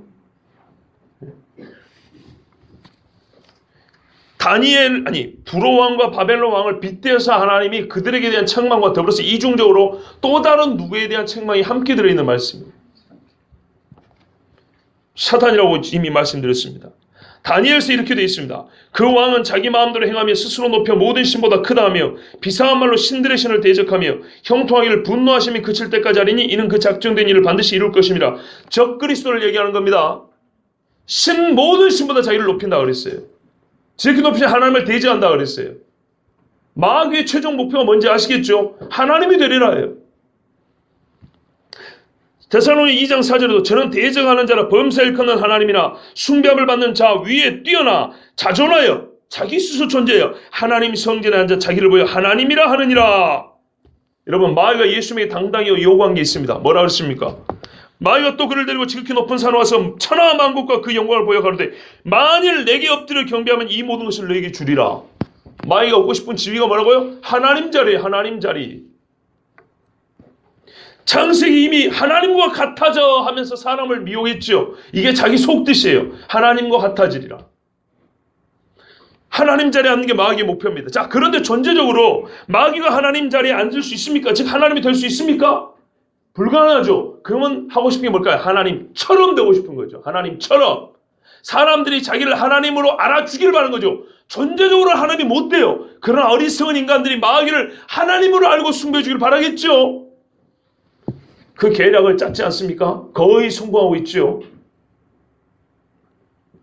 그래서 하는 게 뭡니까? 자기 왕국을 만드는 겁니다. 마귀는요, 하나님의 피조물이기 때문에 하나님을 모방합니다. 모방하는데 철저하게 모방을 합니다. 삼위일체까지도 모방합니다. 세계 종교에 가면요, 각 신들 중에 삼위로 된 세 신대 하나인 신들이 엄청 많아요. 예를 힌두교도 뭐가 있냐? 브라만, 비슈누, 뭐지? 크리슈나인가? 예, 이런 식으로 세 개 이렇게 돼요. 세 신이 하나라는 이런 사상이 세계 종교 곳곳에 있어요. 예를 들면 그 정도로 모방을 한다 이 말입니다. 예수 그리스도를 모방하면서 반대하는 게 뭐예요? 적그리스도라고요. 비카르스 그리스도의 대리자, 그런 안티크라이스트, 즉 그리스도의 반대자, 가장 유사한데 절대적인 대적자, 적그리스도입니다. 전제적으로 안 되지만 그렇게 되고 싶어서 사람들이나 여러 영들이 마귀를 하나님으로 알게 만드는 것이 마귀의 목표입니다. 그죠? 그래서 하나님 왕국을 만드는데요. 단도직입적으로 말해서 하나님의 아들들인 천사들을 타락시키고요. 여러분 잘 보셔야 돼요. 천사들이 한꺼번에 타락한 게 아니고 성경대로 보면 마귀가 범죄하였습니다. 제일 처음에. 이 마귀는 일반 천사가 아닙니다. 일반 천사 아닙니다. 예전에 말씀드린 스랍이라고 있습니다. 하나님 보호자 옆에 있는 5 그룹이 있습니다. 이거는 천사라고 부르지 않습니다. 그 자체 이름이 다릅니다. 스랍 혹은 그룹 이름이 다릅니다. 5 생물로 되어 있습니다. 이상한 천상의 생물이라고 되어 있어요. 살아있는 존재입니다. 그 중에 하나입니다. 근데 이게 형상으로 볼 때는 소의 형상입니다. 소. 여러분 중요한 겁니다. 이집트에 보면은 하토르상이 있습니다. 황소상이죠. 황소상인데 이 황소 위에 이만한 원반이 있습니다. 그 원반에 독사, 코브라가 있습니다. 즉 뱀하고 황소하고 결합된 게 이집트 신입니다. 세계 유명한 신들은 다 이런 식입니다. 힌두교에 봐보세요. 코브라하고 소하고 연합되어 있습니다. 왜 그런 식으로 연합시켜 놨는가? 자, 시간 관계상 세계 전설이나 종교에 대해서는 다 얘기를 할 수 없지만 하여튼 이 타락한 마귀는 뭐냐 하면은 일반 천사 아니고 스랍의 하나입니다. 특별한 생물입니다. 특별한 권세가 있습니다. 그래서 이놈이 다른 천사들을 끌고 갑니다. 뿐만 아니라 많은 사람들을 자기 새끼 만들려고 끌고 갑니다. 타락시킵니다. 자기 왕국을 만들려고요. 천사와 사람의 타락. 이것입니다. 하나님께서 죄와 사망에 매여 종노라는 자들을 구원하시려고 그래서 이제 그 아들을 보내시지 않습니까? 그렇죠? 이 아들을 보냈는데 마귀가 이걸 알아요? 몰라요? 알죠? 자, 그럼 마귀가 제일 힘쓰는 작업이 뭐겠습니까? 여자의 후손이 오게 하는 거예요? 못 오게 하는 거예요? 못 오게 하는 거죠. 이런 맥락에서 봐야 되는 성경을 크게 봐야 되는 크게 마귀가 뭘 하냐 이 말이죠. 도대체 마귀가 뭘 어쨌길래 하나님이 홍수로 심판하셨냐 이 말이에요. 이거는 마귀가 잠자고 있었으면 심판할 일이 없죠. 에덴 동산부터 시작해서 급기야 어떤 일까지 있었길래 도대체. 여러분 마귀는요 최대한 많은 사람이 예수 그리스도를 못 만나게 합니다. 그죠? 그래서 요즘 시대를 살아가는 우리의 지혜가 필요해요. 그런데 그보다 앞선 목표는 뭐냐면 중간 단계 이게 성공했으면 여기까지 안 왔을 건데 여자의 후손인 그리스도가 안 왔으면 게임 끝나는 건데 오셔버렸어요. 그런데 이 여자의 후손이 오기 전에 마귀는 못 오게 하려고 별짓을 다 했어요. 별짓을. 자, 우리가 이 시대를 한번 돌아가 생각해 볼게요. 마귀가 하나님 앞에서 저주를 받았죠. 그죠? 사람을 타락시켜서 저주를 받았어요. 그때 하나님이 뭘 하냐면 3가지 구도로 저번에 말씀드렸어요. 다 배경이 있는 거예요. 너하고 여자하고 원수가 된다 그럴 거예요. 네 씨하고 성경은 후손해야 되는데 이거는 좀 잘못됐어요. 분명히 씨라 그랬어요. 그것도 고정되어 있어요. 바로 그 씨 이렇게 됐어요. 너의 그 씨하고 여자의 그 씨하고 원수되게 한다 그랬어요. 그런데 여자의 그 씨가 네 씨는 우습고 네 머리를 밟아버린다 그랬어요. 너는 그의 발뒤꿈치 정도 상하게 하고. 그죠? 여자의 후손 씨가 네 머리를 밟아버린다. 마귀가 알았어요. 배웠다고요. 하나님의 예언을 들었어요. 그러면 뭘 하려고 할 거예요? 절대 여자의 씨가 못 오게 하겠죠. 근데 사람이 여러분 동서고금을 막론하고 모든 사람을 여자의 씨로 부른 경우는 한 번도 없어요. 씨는 남자의 씨가 하지요. 그죠? 하다못해 짐승도 수컷의 씨가 있다 그러지 암컷의 씨가 있다 하잖아요. 요즘에 근데 하는 짓거들이 이 씨 없이 사람을 만들어내려고 그러죠. 이게 진짜 무서운 이야기입니다. 자, 여자의 씨라는 말은 여자에게서 남자의 씨가 없이 어떻게 한다는 거예요? 그 여자로만 생물학적 기호는 오직 엄마에게만 찾을 수 있는 그런 후손으로, 그런 사람으로 구원자가 온다는 거예요. 그렇죠? 그럼 마귀 입장에서는 무엇을 배려버린대요? 여자들을 버려버리면 된다고요. 메시아가 올 길을 애시당초 차단해버리면 된다고요. 말이 됩니까? 안 됩니까? 되죠? 그래서 사람의 딸들을 더럽히는 겁니다. 못 오게 하려고. 여러분, 마귀가 얼마나 지독한 짓을 했는지, 마귀는요, 사람의 생명을 쓰는 건데, 기본적으로 그리스도가 못 오게 하려 했어요. 여러분, 아브라함 당시에 기근도 있었어요. 아브라함의 약속의 씨는 사라에서 온다 그랬죠, 분명히. 사라를 애굽 왕에게 팔아버렸죠, 아브라함이. 그때 하나님이 안 막아줬으면 하나님이 절대 주권을 막은 거 우리가 다 알고 있습니다. 그죠? 이삭이 리브가를 또 팔았어요. 하나님이 절대 주권으로 막아주셨습니다. 그렇지 않았으면 이 여자들을 배려버립니다. 그럼 하나님이 이 후손으로 더러워져 버려요. 이스라엘 12지파 마귀가 싹 죽여버리려고 했습니다. 홍해에서 수장시켜버리려고 그랬죠. 애굽에서 다 죽여버리려고 그랬어요. 남자아이들 다 날고에 빠뜨려 다 죽여버리려고 그랬어요. 몰살입니다. 몰살. 어느 집에서 올지 말아요. 유다지파까지는 몰랐을 때거든요. 그때 당시는. 그죠? 나중에 유다지파가 확실히 됐어요. 다윗의 계보라고 다윗의 약속을 줬지 않습니까? 사람보다 뛰어난 게 마귀죠. 멜기세덱 만취할 때 영원한 제사장 어이구 유다지파로 바뀌었고 유다지파에서 오는구나. 12지파 다 볼 거 없어요. 유다지파 없으면 돼요. 아합의 딸 아달랴가 남쪽 유다지파로 시집 와가지고 자기 남편 죽고 난 다음에 다윗의 집안 모든 남자를 죽이고자 하여, 그러나 하나님께서 요아스를 숨겨놨어요. 시집 일찍간 대제사장의 부인이었던 누나가 숨겨줬어요. 그래 살았어요. 그때마다 하나님이 다윗에 준 등불을 끄지 아니하리라. 꺼버렸으면 어떻게 돼요? 유다지파에서 그 여자의 후손이라는 게 없어져버리죠. 계시가 점점 분명해질수록 마귀도 꼭 그 선을 쫓아가면서 죽이려고 그랬어요. 급기야는 어디까지 합니까? 하만이 유다지파 다 죽여버리려고 그랬어요. 그죠? 예수 오실 때 어떻게 해요? 베들레헴에 있는 남자는 싹 죽여버렸어요. 마귀는 무자비해요. 골라 표적살인이 아니에요. 초토화시켜버리는 거예요. 싹 없애버리는 거예요. 마귀의 수작이 아시겠죠? 우리가 이런 흐름을 볼 수 있어야 된다고요. 그래서 마귀가 여자의 후손, 여자의 씨가 오지 못하도록 여자들을 다 더럽혀버리는 거예요. 이 부정한데 어떻게 성내에 거기 들어가서 여자의 씨로 그리스도가 올 수 있단 말입니까?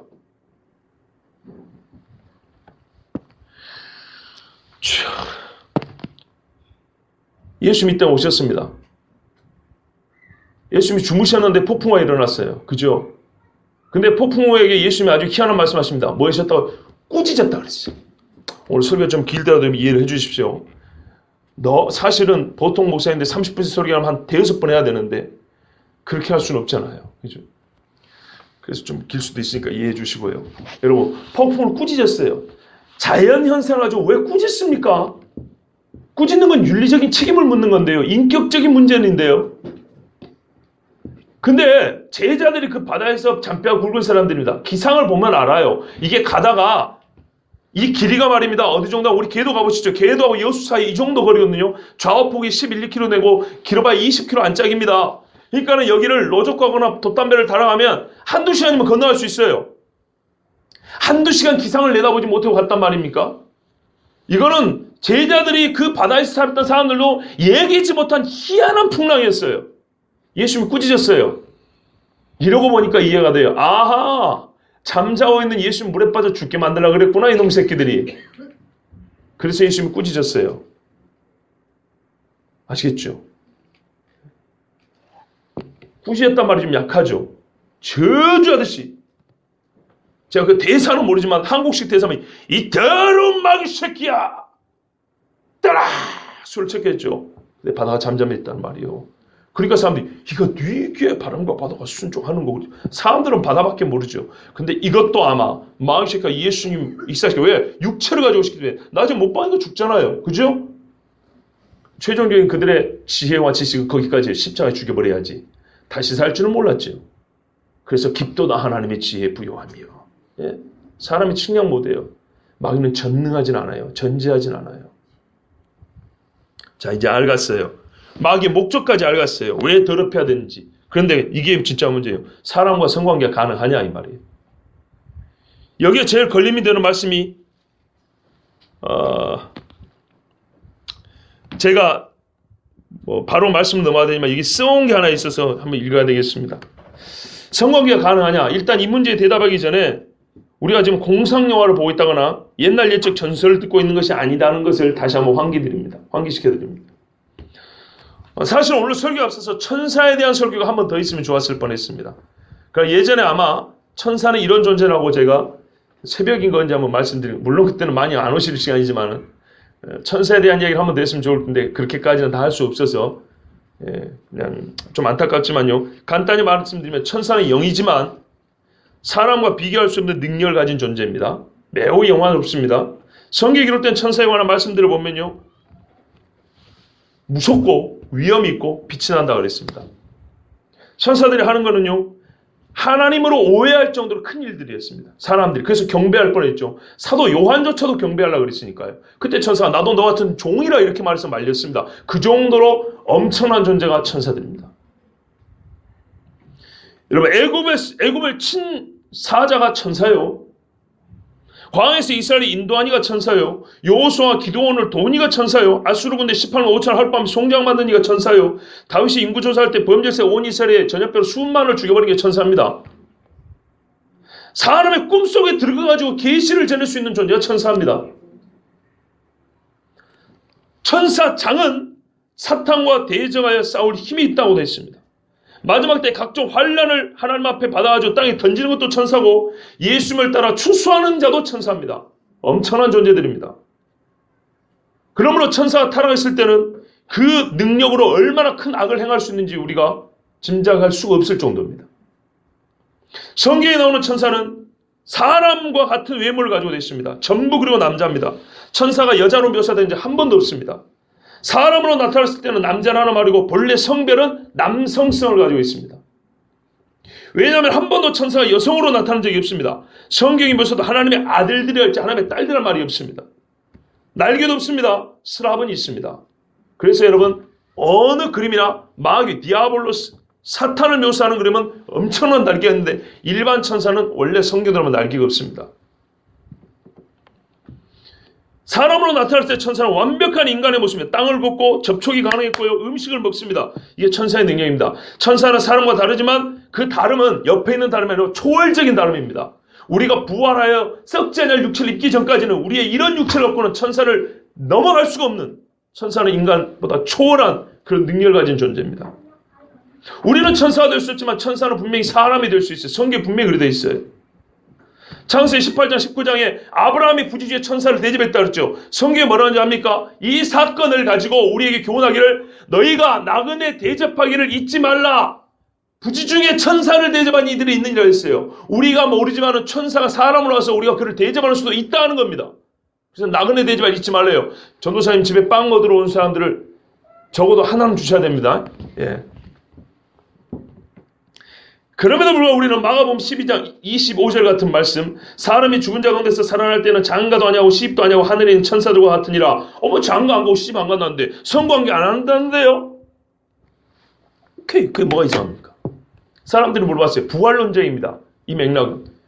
주님, 부활이 없다는 사두개인들이 있거든요. 그래서 그걸 주장하려고, 부활이 없다는 걸 얘기하려고 설명 한번 해봐라. 부활이 있다면 말이지, 이거 뭐 일부 다처제도 아니고 뭐지? 일처일부제, 일처다부제. 남편이 7인데 어느 사람의 부인이 되겠냐고 이렇게 물어봤어요. 부활 때는. 그때 예수님이 너희가 성경도 모르고 하나님의 능력도 모른다 했어요. 부활 때는 시집도 안 가고 장가도 안 간다. 어떤 상태냐? 보세요. 이게 중요합니다. 아다 핑크라는 연구의 목사입니다. 하늘에 있는 천사와 같다 그랬어요. 전제가 붙었어요. 그냥 천사와 같다 안 그러고 하늘에 있는 천사와 같다고 이렇게 구분을 해놨어요. 근데 천사를 분명히 성경에 보면 땅으로 내려온 천사가 있단 말이에요. 왜 일부러 이렇게 구분해놨을까요? 예수님은 말을 허투루 쓰는 분이 아니죠. 보다 자세하게 말하기 위해서 여러분 누가복음을 한번 찾으세요. 졸음이 오니까 누가복음 20장을 보세요. 여러분. 같은 말씀을 누가복음은 조금 더 자세히 말씀해놨어요. 누가복음 20장 34절에서 36절입니다. 일생에 한 번이니까 여러분 좀 시간이 가더라도 잘 들어보십시오. 자, 누가복음 20장 34절 36절입니다. 신약 131쪽 정도에 있습니다. 같이 보겠습니다. 예수께서 이르시되 이 세상의 자녀들은 장가도 가고 시집도 가되 저 세상과 및 죽은 자 가운데서 부활함을 얻기에 합당히 여김을 받은 자들은 장가가고 시집가는 일이 없으며 그들은 다시 죽을 수도 없나니 이는 천사와 동등이요 부활의 자녀로서 하나님의 자녀임이라. 아멘. 천사와 동등인데 두 가지를 얘기하셨어요. 하나는 뭐예요? 장가가고 시집가지 않는다. 근데 그거는 저 세상이라 그랬죠. 그죠? 두 번째는 죽지 않는다. 이해되십니까? 천사와 같아진대요. 사람이 천사와 같아지는데 하나는 죽지 않는다. 그리고 하나는 시집장을 안 간다는 거예요. 어디에 있는 천사예요? 저 세상에 있는 천사로 같이. 예. 그러니까는 성별이 없다거나 성관계를 못한다는 얘기가 아니에요. 그죠? 부활함을 얻은 우리 육체는 다시 죽지 않는다. 천사와 동등되게 그렇게 변한다. 이렇게 말했어요. 천사와 동등되게 죽지도 아니한다. 장가고 시집가는 일이 없다. 저 세상에 부활하면 육체로 있을 때 말고 이 썩을 육체에서 부활하면 자 그게 바로 하나님의 부활의 자녀죠. 그렇죠. 타락하지 않은 오리지널 천사와 같은 그 정도로 동등한데 그 동등하다는 이야기가 나눠서 두 가지야. 시집장가 안 가고 죽지 않냐는 거예요. 자,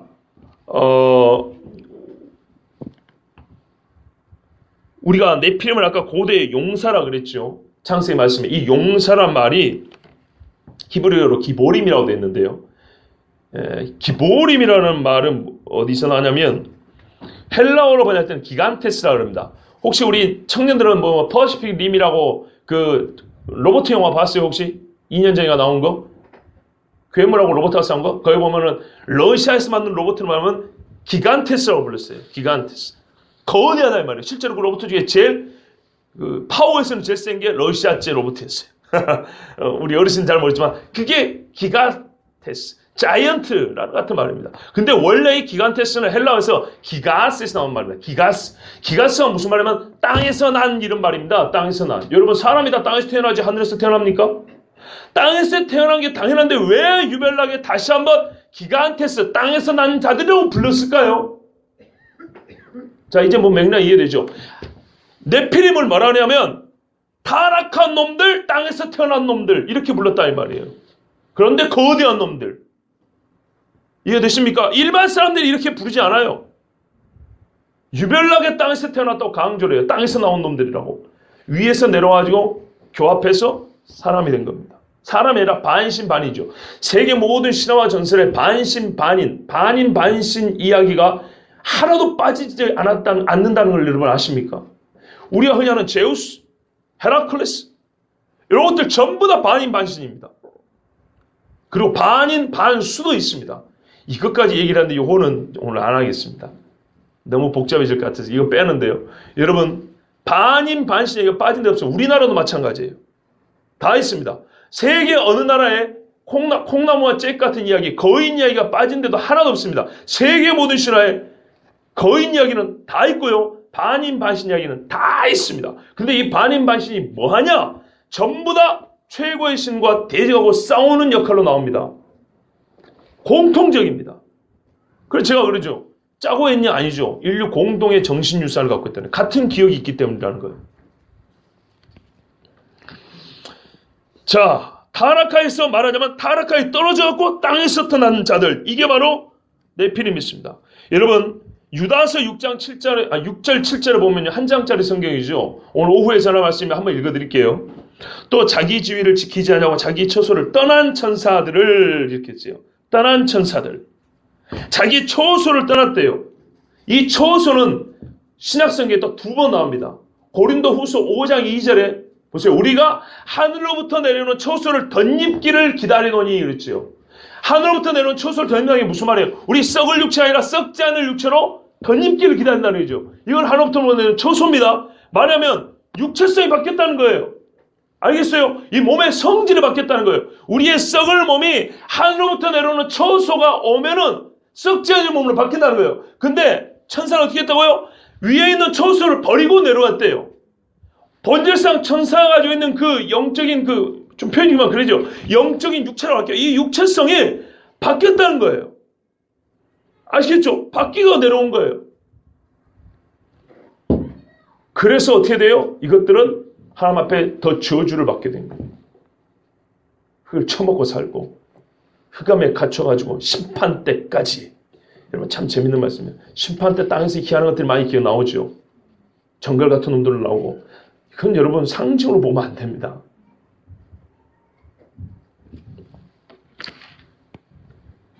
결론을 말씀드리면 천사가 하나님의 아들들이고요. 이 아들이 육체로 있을 하나님의 처소를 그 처소를 버리고 왜? 여자의 후손을 더럽히고 작자라고 하늘의 처소를 버리면 땅에 있는 처소를 입게 됩니다. 타락하여 그 몸은 남성성을 가지고 있어서 변할 때는 항상 남자입니다. 항상 남자인데 여자랑 결합하면 왜 남성성을 가진 이 네필임이 나오느냐? 여러분 우리의 성연색체는 XY 남자 이렇게 돼 있고 여자는 XX입니다. 이 X가 여자의 성을 결정지고 Y가 남자의 성을 결정했습니다. 유전적으로 보면 천사가 육체를 볼 때는 성연색체 어떻게 돼요? YY 절대 남자라는 말입니다. 어떤 여자랑 결합해도 무조건 남자밖에 안 나옵니다. Y 염색체 때문에. 무슨 말입니까? 유전적 변형을 말한 겁니다. 유전적 변형이 된 괴물이 나온 겁니다. 유전적 변형. 그런데 이게 홍수 전에 있었어요. 말하자면 마귀 새끼가 타락한 천사들을 동원해가지고 땅에 떨어진 천사들을 동원해서 모든 육체에게 유전적 변형을 가져서 말하자면 인간의 씨를 말해요. 그러면 인간은 끝나는 거예요. 여러분 동성애 설교 제가 저번에 했죠. 왜 동성애 못하는지 압니까? 근본적으로 제일 문제는 동성애 갖고는 생명의 씨가 전파되지 않습니다. 대가 끊겨져 있어요. 마귀의 최고의 목적을 이루어주는 겁니다. 인류 말살. 마귀는 사망 아닙니까? 사망. 예? 짐승과 수관한 것도 그래서인 거예요. 여러분 왜 하나님이 홍수에 쓸어버리셨냐? 바로 이것 때문이에요. 이대로 놔두면 어떻게 돼요? 지금 8명 남았는데 이것들을 버틸 수 있겠습니까? 거인족들이 와가지고 이거 버틸 수 있겠어요? 요세푸스가 쓴 유대 고대사가 있어요. 유대 고대사에 보면 이렇게 나왔어요. 이 거인족들이 마지막 남은 경건한 사람들까지 그걸 다 흘려보려고 하기 때문에 노아는 도망을 쳐야 됐다 이렇게 돼 있어요. 왜 가나안 땅에 들었을 때 하나님이 싹 쓸어버린지 아십니까? 여기에 답이 있는 거예요, 여러분. 이 거인족들이 이 약속의 땅에 대부분 들어와 있었거든요. 그런데 재밌는 거는 이 거인들을 멸한 족속이 누구입니까? 가나안에 이스라엘이 오기 전에 일부 거인족들을 멸하는 자들이 있었어요. 일부. 봐보세요. 여기가 요단강 이 강줄기입니다. 그러면 서쪽이 가나안이고 가나안 동편이죠. 이스라엘 백성이 이렇게 우회해서 들어왔어요. 여기 들어오다가 암몬 모압을 지나왔어요. 그런데 암몬 모압은 그때 당시엔 치진 않고 지나왔는데 이 암몬 모압이 정복했던 지역에 다 거인족이라고 되어 있어요. 그리고 여기 여리고로 들어왔을 때 또 몇 개 남아있어요. 특히 대표적으로 헤브론 같은 지역에 철병거를 가지고 이 거인들이 남아있었어요. 그거는 갈렙을 비롯한 용기 있는 사람들이 쳐부셨어요. 근데 이 동쪽에는 대부분 누가 쳤어요? 옛날부터? 몇 놈 남아있었고 일부 거인 지역은 암몬과 모압이 쳤대요. 이것도 중요한 겁니다. 오늘 오후에 그걸 들어야 돼요. 암몬과 모압은 누구냐면 롯의 후손입니다. 비록 아비와 성관계했지만 롯의 후손들이 뭔가 이 거인족에 대한 뭔가가 있는 거예요. 일반 백성들은 무서워 도망가는데 얘들하고 싸워가지고 이 아들을 멸해서 그 지역을 일부 차지하고 있었습니다. 그 중에 바산왕 옥이 있었고요. 이들이 다 치지 못하고 남은 지역을 이스라엘이 쳐가지고 루벤, 갓, 므낫세 반지파가 두 지파 반이 거길 차지하고 살았습니다. 그리고 넘어와서 또 이제 막 쳐고 댕겼고요. 여러분 하나님께서 왜 가나안 애들 하면 싹 죽여버리라 그랬냐? 바로 이 문제 때문이에요. 더러운 피가 있어 반드시 혈통을 다 버리게 돼 있어요. 잔인하게 시리 하나님은 전쟁의 신이었던가? 여러분 우리가 너무 인간적인 눈으로만 보니까 그래요. 그 기풍을 못 보니까 그래요. 바로 이 문제 때문에 홍수에서 싹 썰은 거예요. 하나로 남겨두면 안 된 거예요. 다 지금 짐승들도 마찬가지예요. 사람이 수관을 하는 거예요. 그러면 여러분, 사람의 성염색체하고 이게 짐승이 잘 붙진 않아요. 그런데 이게 얹다가 겨우 되기는 돼요. 그래서 아주 괴물들, 요즘에 인터넷 보면 나오잖아요. 이건 거짓말이 아닙니다. 그리고 요즘에 실험실 사는 게 뭡니까? 반인 반수를 만들어내고 있지 않습니까? 하나만 말씀드릴까요? 사람의 피부 조작하고 거미 유전자하고 섞어가지고요, 새로운 사람 생체 조직을 만드는 거 아십니까? 왜 그런 짓을 하냐? 거미의 거미줄은 엄청나게 튼튼하죠. 스파이더맨 같은 실제로 연구하고 있다고요. 영화에 나온 거 거짓말 아니라고요. 사람의 생체하고 거미 유전자를 섞어갖고 사람의 이 피부를 만들면 어떻게 되냐? 총알이 못 들어요. 실험을 해보니까. 그래서 뭐라고요? 군인, 전쟁에 써먹을 군인 만들려고요. 이거는 약과에 불과합니다. 오늘 오후에 드릴 말씀인데 미리 말씀드려요. 여러분 안 오실 분들이 있으니까. 노아의 때 21세기형 네피림들이 만들어지고 있다는 거 아십니까? 이 유전자 조합, 하이브리드 인간입니다. 그러니까 섞인 인간들이에요. 이게 성경이 말합니다. 그래서 이것들은 하나님이 반드시 쓸어버려야 됐습니다. 절대적으로 쓸어버려야 됐습니다. 그게 노아의 홍수의 결정적 이유였고, 가나안들 한번 다 쓸어버린 거예요. 왜냐하면 이놈들이 거기에 주로 살았거든요. 자, 그때 고고학자들이 연구해보니까 이것들이 어떻게 됐냐? 니무롯이라고 그랬죠. 니무롯 세대부터 나왔지 않죠? 바벨론에서 고대에서 이렇게 어마어마한 성, 100m짜리 성벽, 그런 성들이 있어요. 인간이 싸울 수 없는 산 위에 꼭대기 있다고 지어놓은 것들. 여기에 있던 것들이 하나님께서 바벨탑을 무너뜨릴 때 다 흩어버리니까 이 중에 많은 거인들이 흩어졌는데, 그때 당시 육지는 많이 붙어있는 경우가 많았기 때문에 어디로 가요? 유럽으로 가고, 남아메리카로 가고, 잉카, 마야 문명들 가보세요. 이집트로 가고, 미국으로 가서, 미국 동부 개척하는 사람들 있잖아요. 처음에 미국에 들어갔던 사람들이. 여러분, 미국에서 하이파이브 알죠? 이거 하이파이브. 왜 하이파이브 하는지 아십니까? 뭐 보이려고요? 나 손가락 5개다. 요 이야기 하려고요. 전세를 하면 이 네피림들은 손가락 6개라고 그랬습니다. 여러분, 네피림 후손, 골리앗 알죠? 골리앗의 형제들이 뒤에 가면은 다윗의 용사들이 죽인 걸로 되는데, 이들은 전부 다 육손이었다고 돼 있어요. 손발가락 6개씩 했다고 그랬어요. 가끔 기형으로 6개 나온 사람도 있어요. 지금 그런 사람들 네피림을 말하는 거 아니에요. 이거 종자 자체가 그런 인간들이에요. 그래서 이것들이 굴에서 이 거인들이 살았는데, 미국에 가서, 이게 미국 역사에 나온 이야기입니다. 실제로. 그래서 이 사람들이 당신 거인족의 후손이냐 아니냐 이걸 알기 위해서 손가락을 보였다. 여기서부터 시작한 게 하이파이브입니다. 주여, 아까 본 영상들이 대부분 미국에서 나온 것들입니다. 주여, 이것들이 그렇게 가가지고 고대 문명들을 만드는 놈들입니다. 그런데 그 사람들이 엄청난 능력을 가지고 또한 대단한 기술을 갖고 있을 때는 지금은 많이 멸종해버렸지요. 그죠? 지금 사람들은 그것을 알지 못하고 알려고도 하지 않기 때문에 그런 희한한 것들 보면 뭐예요? 아, 외계에서 생명체가 와가지고 이걸 만들었고 갔구나. 그렇게 해석을 하죠. 자, UFO와 외계의 문제를 금요일날 말씀드립니다. 분명히 있습니다. 혜지야, 있어. 있긴 있어. 문제는 있는 현상에 대해 우리가 어떻게 해석하는 성경에 그 이야기가 있냐 없냐? 있어요. 성경을 해석하는 거예요.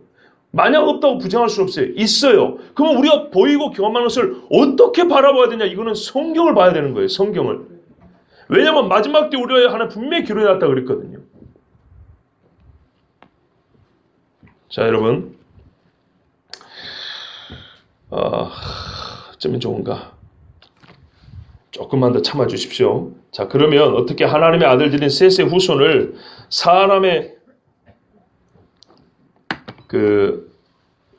하나님의 아들이 천사들이, 가난한 천사들인데 왜 셋의 후손이라고 그러냐면, 2세기에 켈수스라는 사람이 그렇게 말을 바꿨기 때문에, 이 켈수스라는 사람은 하나님의 복음을 아주 엉터로 만들어서 예수님을 사생아, 이집트에서 사수를 배워가지고 전한 이 마술사로 가르치는 사람이 켈수스라는 사람입니다. 이 사람이 처음에 그렇게 얘기를 했습니다. 이 하나님의 아들들은 천사들이 아니고, 타락한 천사가 아니고 거시기, 셋의 후손들 이렇게 가르쳤습니다. 그런데 본래 우리 이제 신학 공부한들 알지만 터툴리안, 저스틴 마터, 이레니우스 이런 사람들은요, 전부 다 뭐라면은 이거는 천사가 맞다고 원래 초대교회 신학자들은 이렇게 말을 했어요. 그런데 이 켈수스의 말을 후에 우리가 잘 아는 제일 유명한 사람 어거스틴이 받아들입니다. 어거스틴이 받아들이고 그 다음에 칼빈이 어거스틴이 말하니까 그때는 법이었거든요. 그러니까 앞에 쓴 사람이 얼마나 중요한 보세요. 그 앞에 선배들 말을 싹 무시하고 이 켈수스의 말을 알렉산드리아, 즉 히포, 이 북아프리카 지역의 신비신학자들이 많았는데 거기서 사람들이 그런 식으로 비유로 해석을 많이 했어요. 왜 비유로 해석했냐? 이것도 하나 알아두면 좋습니다. 여러분, 고대 사람들은요, 자기들의 신이 진짜라고 생각했어요. 왜냐하면 실제로 반인 반신이 있었고 아주 희한한 존재들이 있었기 때문에 저것들이 신인가 보다 하고 진짜로 믿었어요. 그래서 바울이 가니까, 바울이 희한한 능력을 말하니까, 희한한 능력을 행하니까 아, 신들이 내려오셨다고 진짜로 신이라고 믿었어요. 그랬는데 바울이 가지고 그것들은 가짜고 진짜 신 하나님을 얘기해줬죠. 그러니까 문제가 생긴 거예요. 진짜라고 믿은 신이 진짜 신 하나님 밑에서 하나님의 말씀을 올 때는 이것들이 마귀에 불과했던 거예요. 자, 근데 이걸 부정하고 싶습니까? 자기가 믿은 신을 부정하고 싶지 않죠. 그래서 어떻게 해요? 네 죽고 나 죽자예요. 둘 다 비유와 상징으로 바꿔버린 거예요. 아시겠어요? 이게 알렉산드리아에서 처음 나온 겁니다. 비유와 상징 해석법이. 그걸 요즘 신학자들이 다 따라합니다. 성경 어디에도 예수님과 사도들이 구약 성경을 비유와 상징으로 해석은 하나도 없습니다. 전부 다 사실로 받아들입니다. 그런데 헬라 사람들이 예수 그리스도 복음을 들을 때 자기들이 진짜로 믿은 신이 진짜인 것 같은데 저 신도 부정할 수 있는 진짜예요. 근데 아멘 할 수는 없어요. 그래서 둘 다 같이 죽자고 둘 다 비유와 상징 허구의 존재로 만들어버렸어요. 기독교 신학자들이 이걸 받아들입니다. 아시겠죠? 자, 요래 가지고 요즘에 비유와 상징으로 그냥 막 허구로 만들어버렸어요. 비유와 상징도 진짜인데 이거 허구적 비유와 상징으로 받아들인 거예요. 이렇게 내려왔고요. 사람들이 하나님의 아들들이 셋의 후손이라 이렇게 놓았어요. 근데 이게 왜 중요하냐? 왜 중요하냐? 여러분, 분명히 예수님이 노아의 때와 같다 그랬죠. 이 마지막 때에 있을 일을 하나님의 아들들 천사들이 사람의 여자들하고 교배하지 않았다는 식으로 해버리면 이 마지막 때에 어떤 일들이 벌어질 건데 이걸 해석할 수 있는 도구가 없어져 버립니다. 이해되죠? 마지막 때 아주 희한한 일이 벌어질 건데 이거를 해석을 못합니다. 그렇기 때문에 이걸 가리는 게 이유가 있어요. 마귀 입장에서는. 하나님의 아들들은 천사 아니다. 타락한 천사 아니다. 내 졸개들 아니다. 그냥 사람이야. 이렇게 말해버리면 마지막 때 일어날 어떤 일을 우리가 깜깜하게 어둠 속에 헤매게 만들어버립니다. 그래서 이 켈수스라는 인간이 이런 이상한 짓을 만들었고요. 이거를 안타깝게도 어거스틴이 받아들이자 기독교의 절대적인 가르침이 되었어요. 그 다음에 칼빈 선생이 말하니까 그러니까는 훌륭하다고 다 오른 건 아니에요. 그러니까는 이게 확 틀어져 버립니다. 이 두 사람 때문에. 그러나 초대교회 신앙인들과 초대교회 진짜 신학자들은 전부 다 천사가 타락한 거라고 믿었어요. 그래서 번역도 그렇게 해놨고요. 요즘 신학자들 중에도 그런 사람 많습니다. 그러나 이게 신학자들 이름은 여러분 또 복잡하니까 안 하겠습니다. 자, 이제 우리가 왜 노아와 그의 가족만 방주에 들어가고 나머지 모든 사람들이 방주에 못 들어간 이유를 알게 됐습니다. 왜 우리는 하나님께서 가나안에 들어가면 모든 사람을 다 죽이라고 한 이유를 알게 됐습니다. 그들은 하나님의 아들 그리스도 예수께서 이 땅에 올 길을 막고자 하여 타락한 천사들이 사람 여자와 결합하여 낳은 별종들이었기 때문입니다. 오늘날의 표현으로 말하면 유전적 돌연변이들입니다. 이들을 가만두면 그들의 거대한 힘 때문에 모든 사람이 다 더럽혀지는 것은 시간 문제였습니다. 나의 영이 영원히 사람과 함께하지 아니하리니 이는 그들이 육신이 됨이라. 이미 육신인데 왜 이들이 육신이 됨이라 말하는 거예요. 그러나 그들의 날은 120년이 되리라 하시나 120년 후에는 싹 쓸어버린다는 말이에요. 120년 후에 하나님은 이들을 다 싹 쓸어버리셨습니다. 그리고 율법을 주실 때 명하셨습니다. 이방 사람과 섞이지 말라. 하물며 내 피는 우승과 짐승과 섞여야 되겠습니까? 오늘 이 말씀이 중요한 이유는 마지막 때 이와 같은 일이 다시 반복될 것이기 때문입니다. 오후에 듣도록 하겠습니다. 여러분, 성경은 비유가 아닙니다. 우리가 어둠에 있을 때는 상징과 비유로만 이해할 수 있으나 지금은 모든 말씀이 현실과 사실임을 부정할래야 부정할 수 없는 시대를 살아왔습니다. 예수님의 빛이 있고 과학과 문명이 발달해갖고 우리가 다 볼 수 있게 돼버렸어요. 있는 대로 믿어야 진짜 계시가 보여집니다. 있는 대로 성경을 보십시오. 노아처럼 이 시대에서 그리고 의인으로 사시기 바랍니다. 기도하겠습니다.